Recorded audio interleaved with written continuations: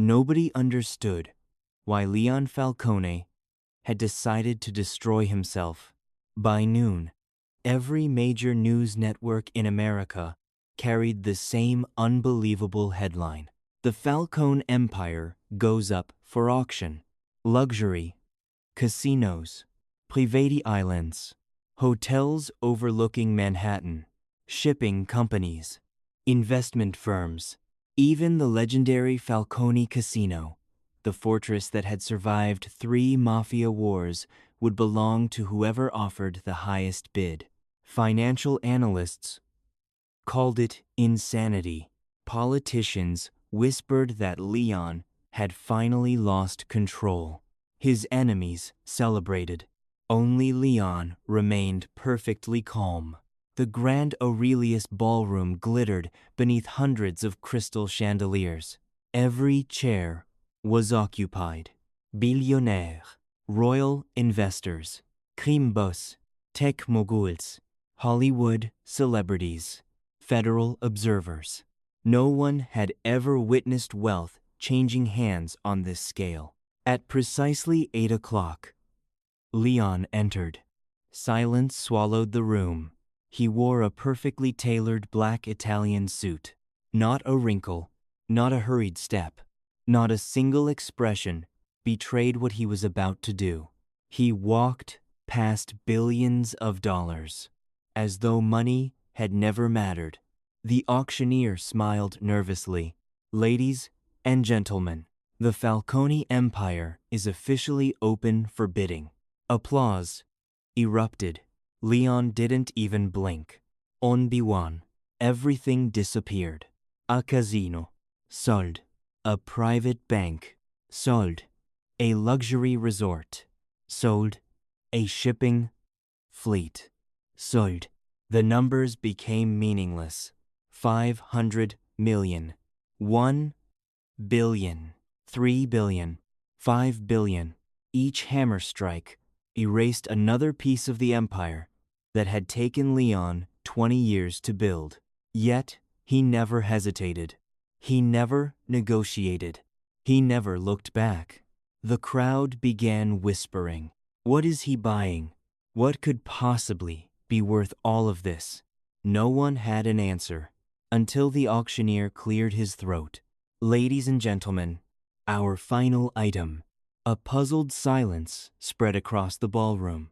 There was no painting, no diamond, no yacht, only a young woman walking carefully onto the stage with the assistance of an elderly music professor. She wore an elegant white evening gown. Her long dark hair rested softly across her shoulders. A white cane touched the polished wooden floor before each careful step. Her eyes were beautiful, yet unfocused. She could not see the thousands of people staring at her. This, the auctioneer announced carefully, is the exclusive lifetime international performance contract of world-renowned pianist Isabella Rossi. The room erupted with confusion. A pianist? Is this some kind of joke? Leon finally looked up. For the first time that evening, his face changed. Only slightly. Only enough for the oldest members of New York's underworld to realize something impossible. The man, feared by everyone, was afraid. Isabella sat before the grand piano. She rested her fingertips gently upon the keys. "I don't understand," she whispered softly to the professor. "Why is everyone so quiet? They're waiting for you." She smiled faintly. "I only know how to play." Then, the first note echoed across the ballroom. Leon froze. The melody was simple, gentle, almost like a lullaby. His breathing stopped. His fingers tightened around the armrest. Because 20 years earlier, his mother had sung that exact melody every night before putting him to sleep. No recording of it existed. She had invented it herself. No one outside their family should have known it. Yet, Isabella played every note perfectly. Not from sheet music, from memory. Across the ballroom, Leon's cold gray eyes slowly filled with an emotion no one had ever seen. Hope, for the first time in 20 years.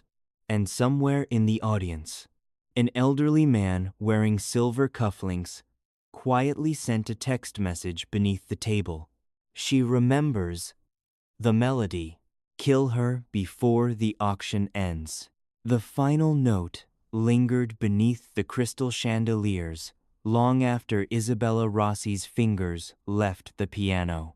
Silence. Not polite applause. Not admiration. Pure disbelief.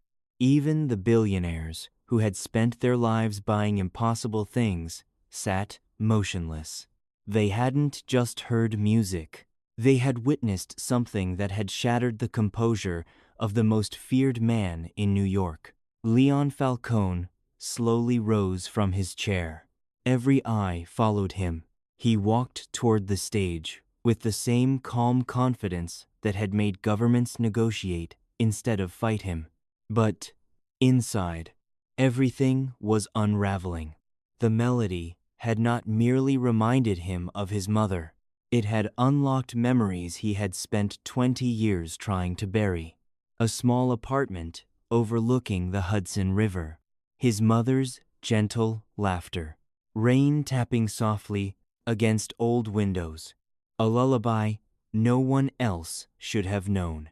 And then, blood, gunfire, screaming, fire. The music ended. The nightmare remained. Leon stopped only a few feet from the piano. Isabella tilted her head slightly. Although she couldn't see him, she sensed someone standing close. She smiled politely. "Did you enjoy the performance?" Leon answered quietly. "I've been waiting 20 years to hear that song again." Her smile faded. "I'm sorry. I don't think we've met." "No." His voice remained calm. "But someone very important to me did." Before Isabella could ask another question, the auctioneer nervously stepped forward. "Ladies and gentlemen, the bidding for Miss Rossi's exclusive international performance contract will now begin." A digital screen illuminated above the stage. Opening bid. $20 million. The room laughed. 20 million for a pianist? Ridiculous. Until one billionaire casually raised his paddle. 30 million. Another immediately answered. 45. 60. 80. The numbers climbed with astonishing speed. Isabella's face filled with confusion. She leaned toward Professor Aldo. "Why are they bidding?" The elderly professor forced a smile. "They're bidding for your concert contract." She frowned. "My concerts barely fill theaters." Professor Aldo looked toward Leon. "Not anymore." Within minutes, the price exceeded $300 million. Even Wall Street executives stopped pretending this made financial sense. One whispered, "This isn't about music." "No." Another replied, "It's about the girl." Leon remained perfectly still. He never raised his paddle. He simply waited, because he knew exactly who his real opponent would be. Then, the ballroom doors opened. Every conversation stopped instantly. An older gentleman entered wearing an immaculate charcoal suit. Silver hair, elegant smile, perfect posture, no bodyguards. He didn't need them. Everyone recognized him. Vittorio Barone. Officially, he was chairman of one of America's largest investment corporations. Unofficially, he controlled half the criminal organizations on the East Coast. He smiled warmly toward Leon. "I hope I'm not late." Leon didn't return the smile. "I was wondering when you'd arrive." Vittorio took his seat. Without looking at the stage, he raised his paddle. 1 billion. The ballroom exploded into whispers. Several investors actually stood from their seats. 1 billion for one pianist. The auctioneer nearly dropped his microphone. Leon finally lifted his own paddle. 2 billion. Gasps echoed everywhere. Vittorio chuckled. You've become sentimental. Leon answered without emotion. I've become patient. 3 billion. 5. The auction stopped resembling business. It had become war. Each number represented another battlefield, another challenge, another declaration that neither man intended to surrender. Isabella sat frozen behind the piano. She couldn't see the expressions surrounding her, but she could hear everything. Heartbeats, rapid breathing, the trembling voices. Something terrible was happening, and somehow she was at the center of it. She quietly reached into her handbag. Her fingers found the tiny silver music box she always carried. Its edges had become smooth after years of use. She opened it. The delicate melody chimed softly, the exact same lullaby. Leon heard it immediately. His breathing caught. Vittorio heard it too. His pleasant smile disappeared for the first time all evening. His eyes narrowed. Impossible. He had personally ordered every copy of that melody. Destroyed. Every recording. Every witness. Every document. Except one. The little girl. He slowly looked toward Isabella. Not with admiration. Not with curiosity. With recognition. His pulse barely changed. But Leon noticed. And Leon understood. This wasn't coincidence anymore. Vittorio knew exactly who Isabella was. The auctioneer cleared his throat nervously. Current bid, $5 billion. Any higher? Silence. Leon slowly raised his paddle one final time. Everything. The auctioneer blinked. I'm sorry? Leon never took his eyes off Vittorio. I am offering everything I still own. My remaining shares. My private accounts. My Manhattan properties. My aircraft. My foundations. My investments. My personal holdings. The Falcone family estate. The vaults. The collections. My future earnings. He paused, then calmly finished. Everything. The room fell completely silent. Financial analysts stared in horror. The total value exceeded $12 billion.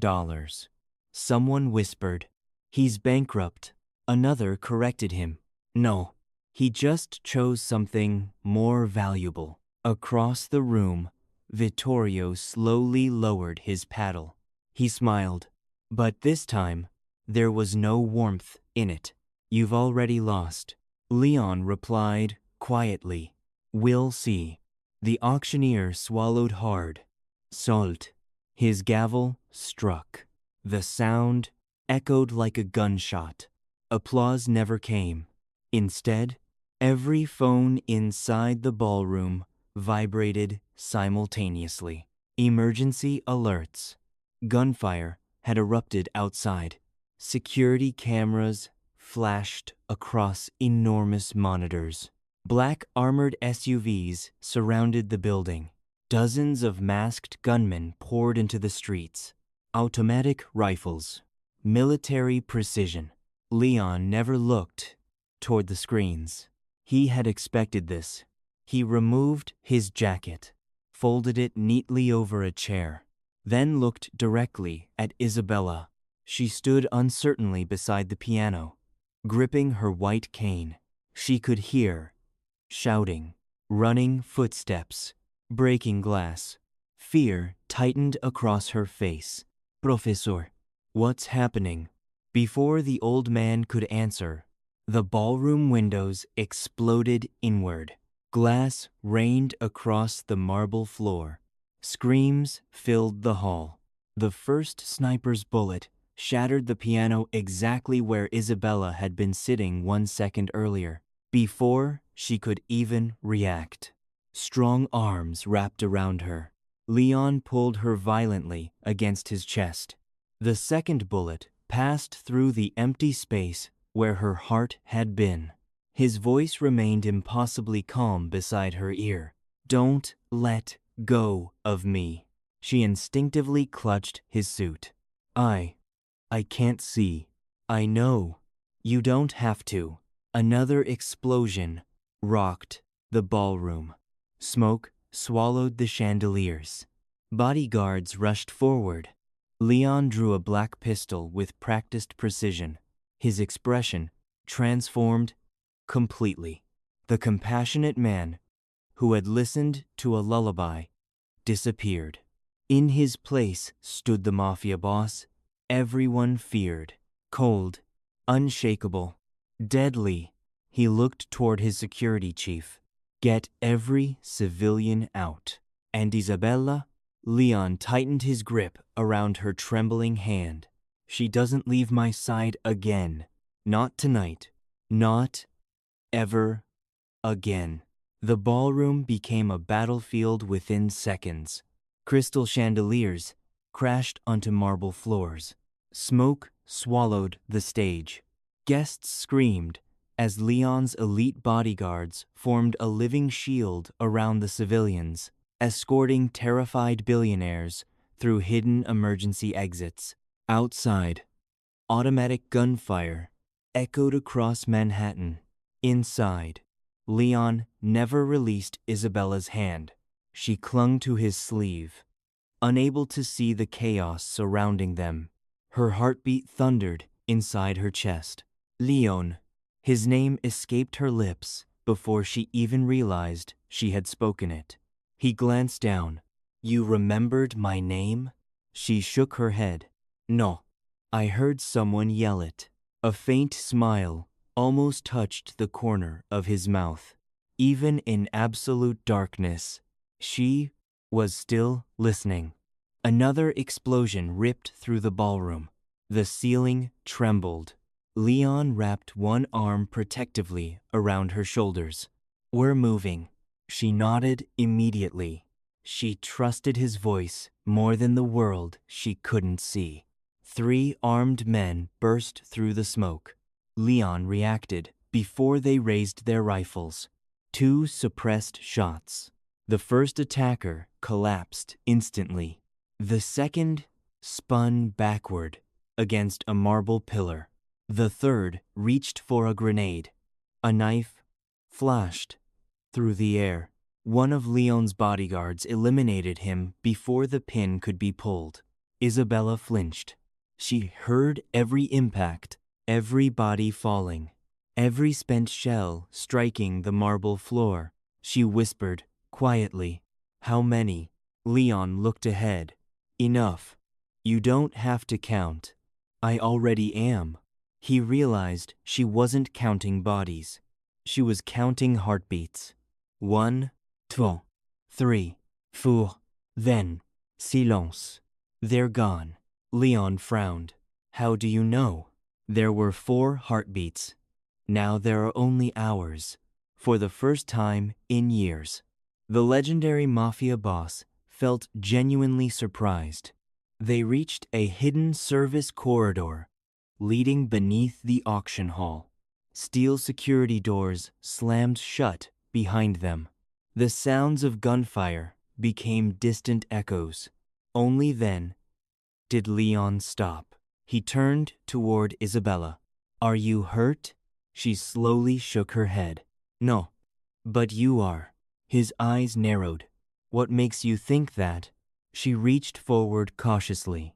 Her fingertips brushed against his black suit jacket. "Varm, vet, blood." She inhaled sharply. "You've been shot." "It's nothing." "It isn't nothing. It's my shoulder." "You lied." I postponed the truth. She almost laughed. Despite everything, you really are impossible. And yet, his voice softened. You stayed. She answered without hesitation. You were the only thing I could find. Those words struck Leon harder than the bullet lodged beneath his shoulder.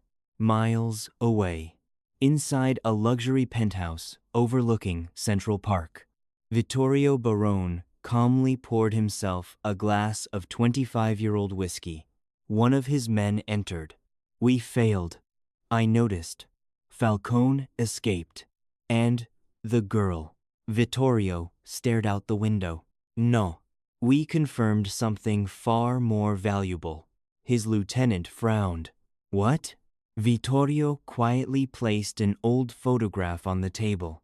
The image had faded with time. A frightened little girl, standing beside a grand piano, her eyes wide with fear. Behind her, a woman played the exact same lullaby Isabella had performed that evening. Vittorio tapped the photograph. She's alive. The lieutenant looked confused. I thought all the witnesses died. So did I. Vittorio smiled. But memory is strange. Sometimes people forget, until someone reminds them. He turned slowly. Find Dr. Elias Mercer. The lieutenant's expression changed. The neurologist? The one who performed the experimental memory treatments. Vittorio nodded. If Isabella Rossi begins remembering, our entire empire dies. Meanwhile, Leon led Isabella through an underground parking structure hidden beneath the auction house. Dozens of armored SUVs waited with engines already running. Black-clad bodyguards secured every entrance. As Leon approached, every soldier lowered his head. No one questioned him. No one even looked directly at Isabella. She noticed. They're afraid of you. They're disciplined. No. She tilted her head. I can hear the difference. Leon opened the rear door of the lead SUV. She hesitated. I've never been inside a car like this. It's only transportation. It sounds expensive. He almost smiled again. You hear leather? I smell it. And cedar wood. And she leaned closer. Old violin varnish. Leon froze. No one knew the interior panels had been built from reclaimed wood taken from his mother's music room. No one, except someone who had once been there. Impossible. She had never visited his childhood home. Had she? The convoy accelerated through underground tunnels beneath Manhattan. Rain hammered against reinforced windows above. Inside the SUV, silence settled between them. Leon finally removed his blood-stained jacket. Isabella reached toward him instinctively. My eye. He hesitated. No one touched him. Ever. Not since his mother died. Slowly, he nodded. She carefully rolled up his white shirt sleeve. Her fingers stopped. The wound was deep. You need surgery. I've had worse. I don't doubt that. She tore a strip from the silk lining of her own evening gown. Leon watched silently. You'll ruin your dress. I can replace fabric. She tied the improvised bandage gently around his shoulder. I can't replace people. Their eyes met. Or rather, his eyes rested on hers. She couldn't see him. Yet, somehow, he felt more exposed than ever before. She smiled faintly. You're staring. His voice remained calm. How do you know? I hear it. He blinked. Hear. What? The silence. When people look away, they breathe. You stopped. Leon had negotiated with presidents, outsmarted intelligence agencies, survived 3 mafia wars. Yet, one blind pianist could read him more easily than anyone alive. Several minutes later, the convoy disappeared beneath an abandoned opera house on Manhattan's Lower East Side. Massive steel doors closed behind them. The underground headquarters stretched beneath the historic building like an entire hidden city. Medical suites, command centers, armories, private residences, libraries, concert halls, everything built in absolute secrecy. As Isabella stepped from the vehicle, she paused. She smiled softly. Leon looked at her. "What is it?" she whispered. "There's a piano." He stared. "It hasn't been played in 19 years. She turned toward the sound. "It's waiting." Leon felt a chill run down his spine. The piano she heard had belonged to his mother. No one had touched it since the night she died. And somewhere above them, completely unnoticed, a tiny surveillance drone landed silently on the opera house roof. Its camera focused directly on the underground entrance. Miles away, inside his penthouse, Vittorio Barone watched the live feed. He slowly smiled. "I've found you." Then he quietly gave a single order. "Bring me the blind pianist." Alive. The underground headquarters was unlike anything Isabella Rossi had ever imagined. She couldn't see the marble floors stretching beneath her feet. She couldn't admire the towering stone columns or the priceless paintings lining the walls. Yet, somehow, she understood the place better than anyone who could. Her fingers brushed gently across the cold stone wall as Leon guided her forward. She smiled faintly. This building used to be a church. Leon looked at her in surprise. "How do you know?" "I hear the echoes." She tilted her head. "The ceiling is incredibly high. The floor is polished marble. And somewhere nearby," she closed her eyes, "there's running water." Leon remained silent. Beneath the headquarters, an underground spring flowed beneath the original cathedral foundations. No visitor had ever guessed it. Yet, Isabella described the architecture perfectly. "You hear everything," Leon murmured. She laughed softly. "I learned to. When the world went dark, I had to find another way." For the first time in years, Leon wished she had never needed to. The forgotten concert hall. At the very center of the underground headquarters stood a magnificent concert hall. It had remained locked for 19 years. Nobody entered. Nobody performed.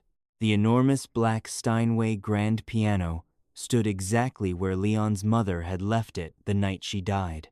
Dust covered the polished lid. Dozens of candles illuminated the empty room. Leon stopped before the heavy wooden doors. "I've never brought anyone here, not even my own people." "Why?" His voice barely rose above a whisper. "Because every memory I couldn't bury is inside." He slowly pushed open the doors. The scent of polished wood and old sheet music drifted into the hallway. Isabella froze. Without saying a word, she walked toward the piano. Every bodyguard instinctively stepped aside. It felt almost sacred. She reached the instrument. Her fingertips glided gently across its smooth black surface. Then she smiled. "This piano misses her." The sentence hit Leon like a bullet. He stared at her. "What did you say?" She slowly rested both hands upon the lid. "It hasn't been touched." "But," she frowned slightly, "it still remembers her." Leon swallowed. His mother used to say the exact same thing. Every piano remembers the last person who truly loved it. No one else had ever heard those words. The melody changes. Isabella carefully lifted the piano lid. She sat. The room fell completely silent. I don't know why, she whispered, but I feel like someone wants me to play. Leon remained standing behind her. I've wanted that for 20 years. She smiled. I wasn't talking about you. Then she placed her fingers upon the keys. The lullaby returned. Soft, gentle, fragile. But halfway through, something changed. A second melody appeared beneath it. Different, older, hidden. Leon felt the blood drain from his face. He recognized it instantly. Not because his mother had sung it, because she had forbidden him to ever play it. He remembered being 8 years old. Why can't I learn this one? His mother had smiled sadly. Because that song isn't music. It's a key. At the time, he thought she was joking. Now, Isabella was playing both melodies together. Without sheet music, without hesitation, without even realizing it, a door opens. Deep beneath the concert hall, a low mechanical sound echoed through the stone. Click, click, click. The floor vibrated. Leon immediately drew his pistol.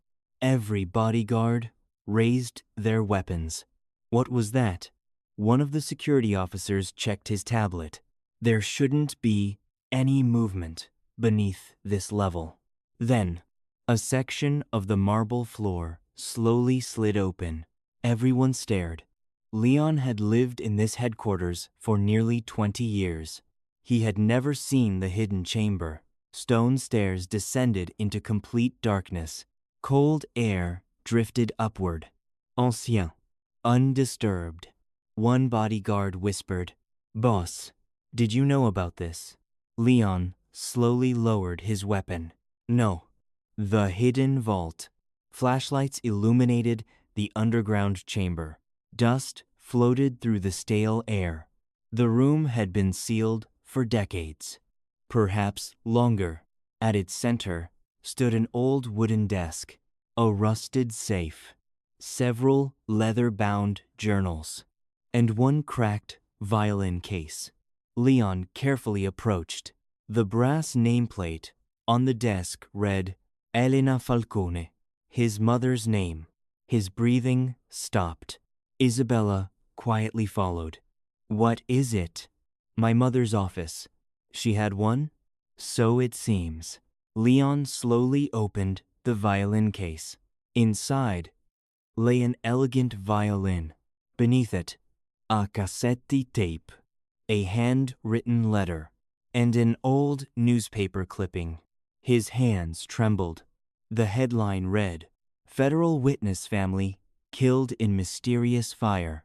The accompanying photograph showed a smiling couple holding a little girl. Leon stared. The little girl was Isabella. Before she became Isabella Rossi. Before witness protection. Before blindness. Her real name was printed beneath the photograph. Isabella Grace Moreau. She gasped, "My name. I've never." She touched the newspaper. My heart. It knows this. Tears filled her unseeing eyes. I remember. Not images. Not faces. Only sounds. Her mother's laughter. A violin playing nearby. A woman's gentle voice singing. And then gunfire. Shattered glass. Screams. A blazing fire. She collapsed to her knees. Leon caught her before she hit the floor. She clutched his jacket tightly. They came for us. They were wearing masks. My father. Her breathing became uneven. They made him open a safe. Leon held her carefully. It's all right. No, she whispered through tears. It isn't. I remember something else. His heartbeat quickened. What? She slowly turned her face toward him. There was another little boy. He was hiding under the piano. Leon felt the world stop. Only 3 people had known that: his mother, himself, and the little girl who survived. The truth, Leon never knew. His voice barely emerged. "You saw me." She nodded weakly. "I didn't understand. You were crying. You kept saying." She frowned as memories fought their way back. "Mom, please wake up." Leon closed his eyes. For 20 years, he had believed he was alone that night. But Isabella had been there. She had witnessed everything, including the murder of his mother, before either of them could speak again. The emergency alarms exploded throughout the headquarters. Red lights flooded the concert hall. Every screen activated simultaneously. Leon looked toward the nearest monitor. His security chief's face appeared. "Boss, they breached the outer perimeter." "How many?" "Not dozens. Hundreds." The camera switched. Black armored vehicles stretched across the streets above. Attack helicopters circled overhead. Missile launchers rolled into position. Vittorio Barone wasn't sending assassins anymore. He was bringing an army. Leon looked down at Isabella. She still clung to his jacket, completely unaware of how pale he'd become. He gently lifted her to her feet, then quietly made a promise he had failed to keep once before. "They found you." He rested his forehead against hers for one brief moment. "But this time, I will not lose you." Above them, the first explosion shattered the ancient cathedral ceiling. The war had finally begun.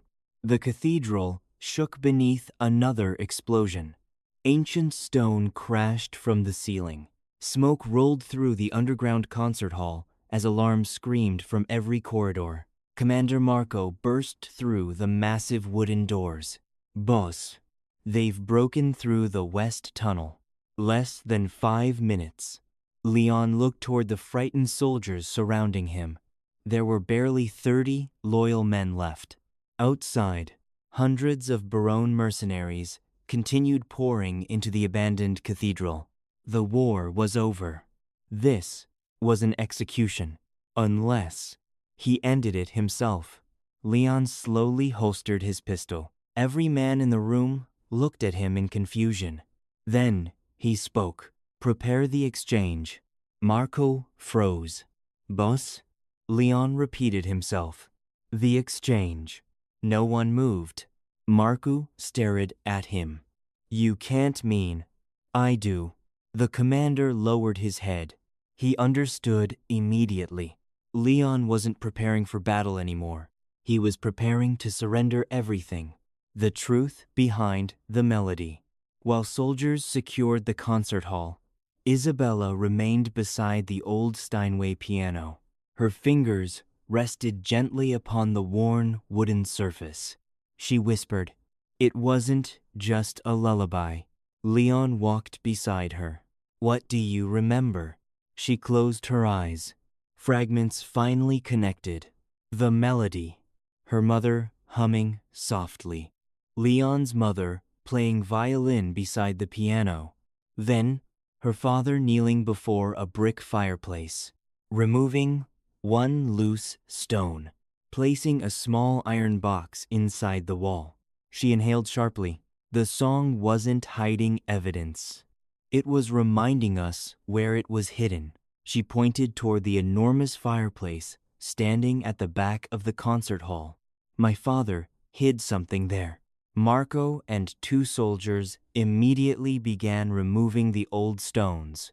After several tense minutes, metal scraped against brick. One loose stone shifted. Behind it, a rusted iron lockbox emerged. Inside, no gold, no diamonds, only documents, photographs, original financial ledgers, audio recordings, signed government agreements.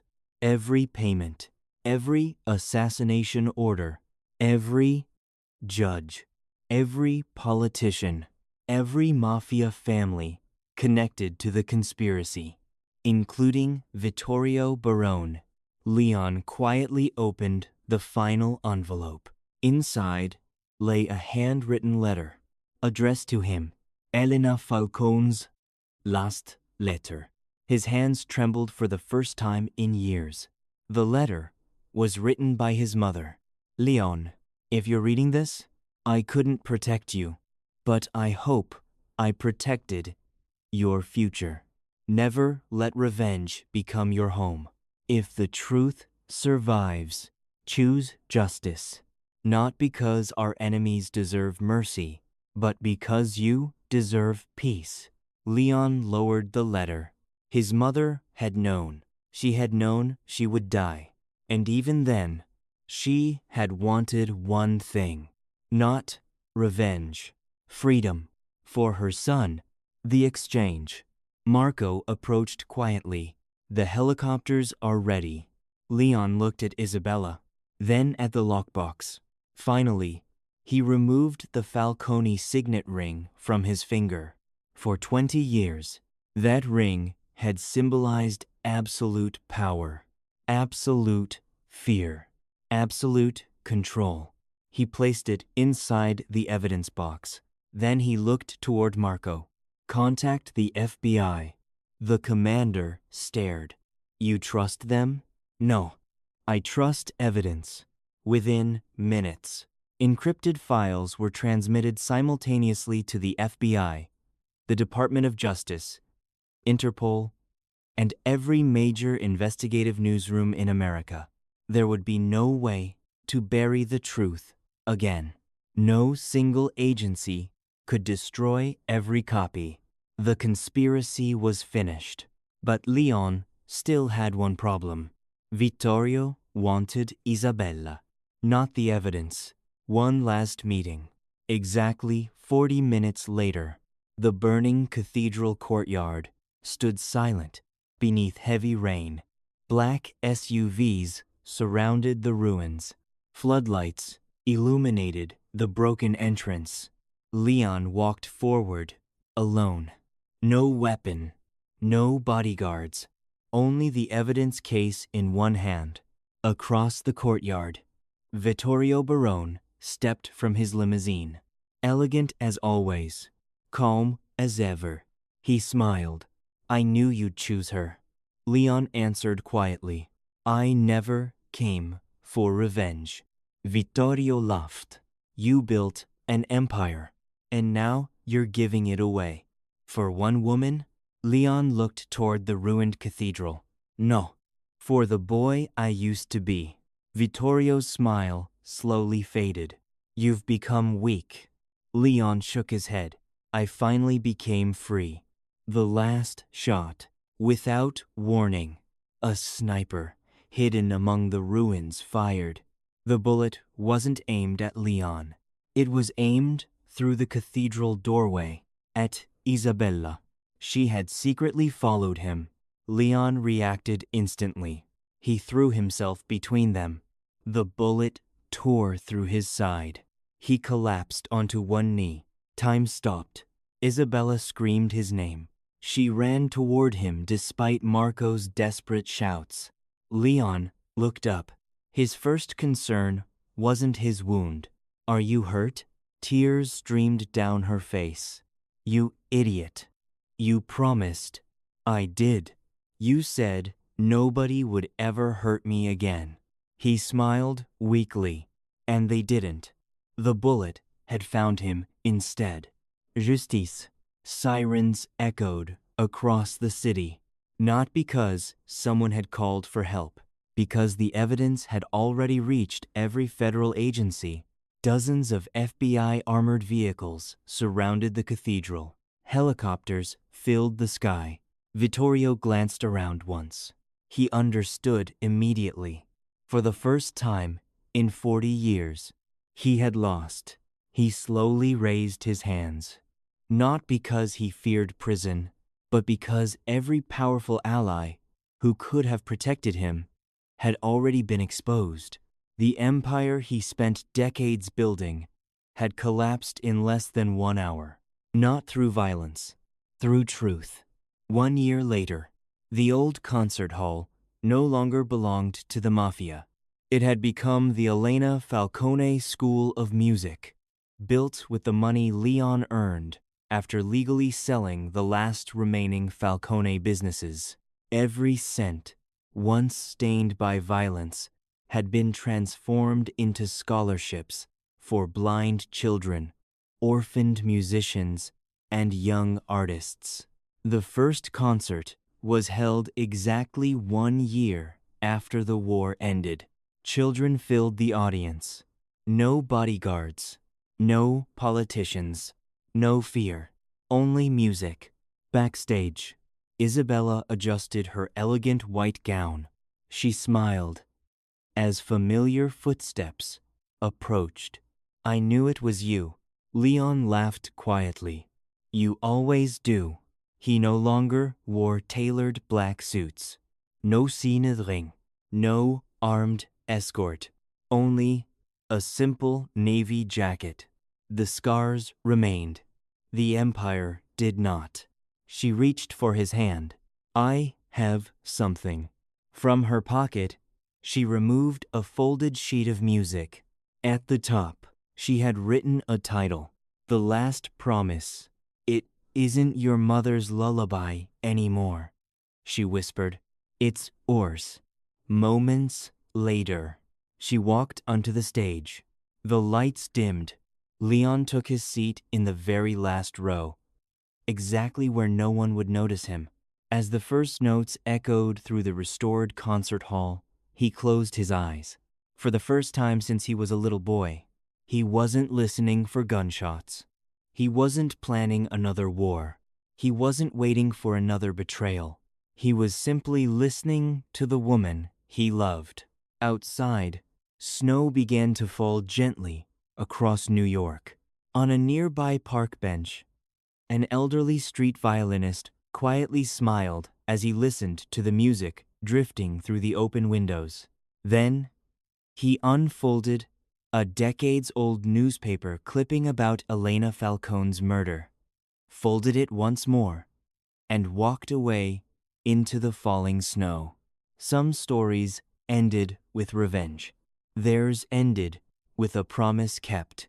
And for Leon Falcone, that was worth far more than the empire he had left behind.